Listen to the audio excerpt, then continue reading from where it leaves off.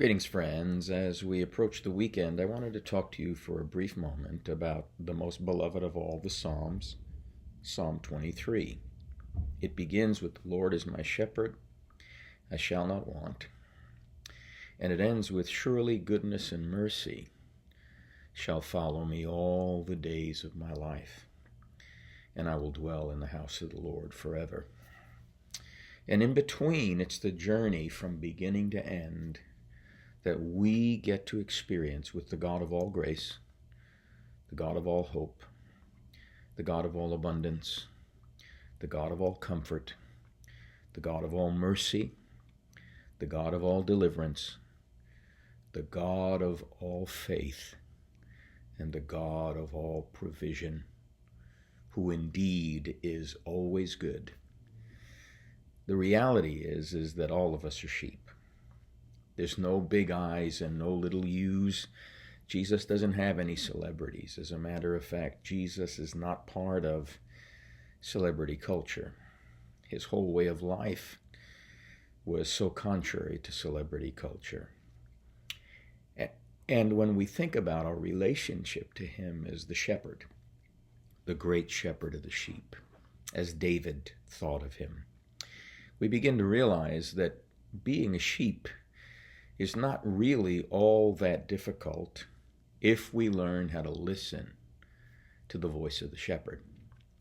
The entire journey of a sheep through the rich meadowlands and the placid waters and even the valley of the shadow of death to the place of a banquet table and the revelation of God's goodness happens because we recognize that we're sheep, that he indeed is the shepherd, and that he leads us and guides us.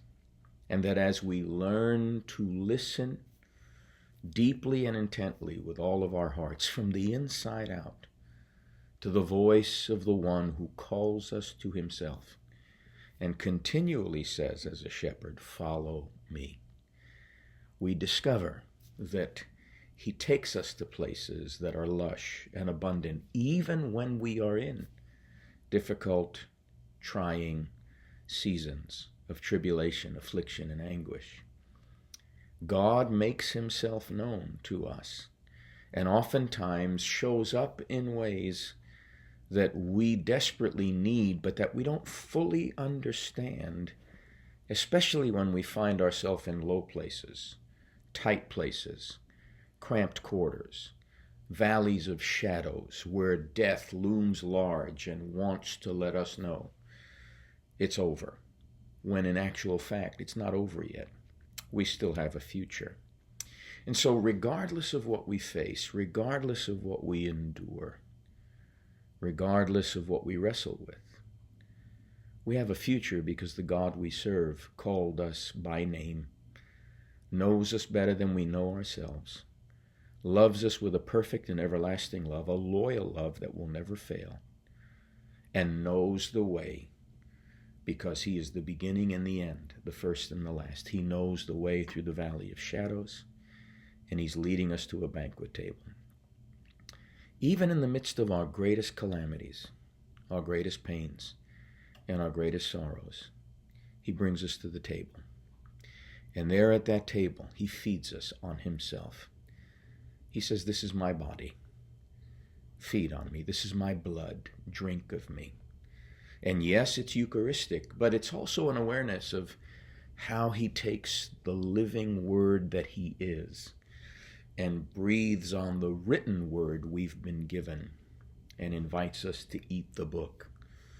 And sometimes when we eat the book or eat the scroll, as Ezekiel had to do and as John the Revelator had to do, it can be sweet in our mouth, but it can be bitter in our stomach. We can experience as seasons the sufferings of Christ in order that we might partake of his resurrection.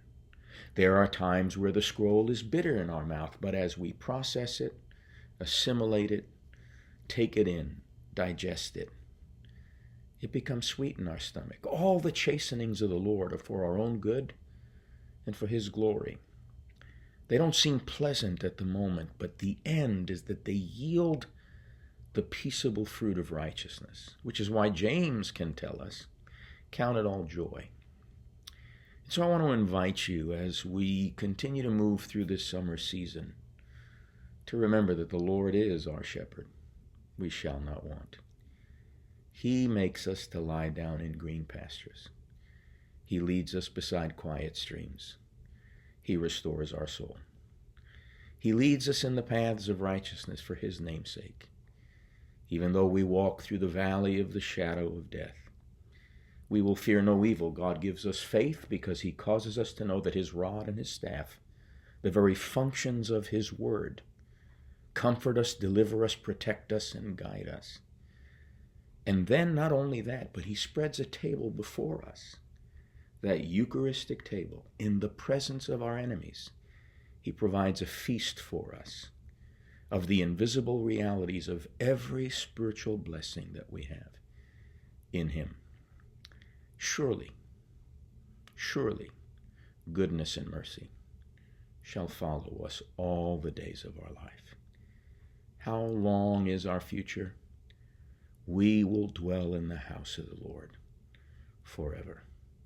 The great eschatological hope is that we will be with him forever. Heaven to me, heaven to me.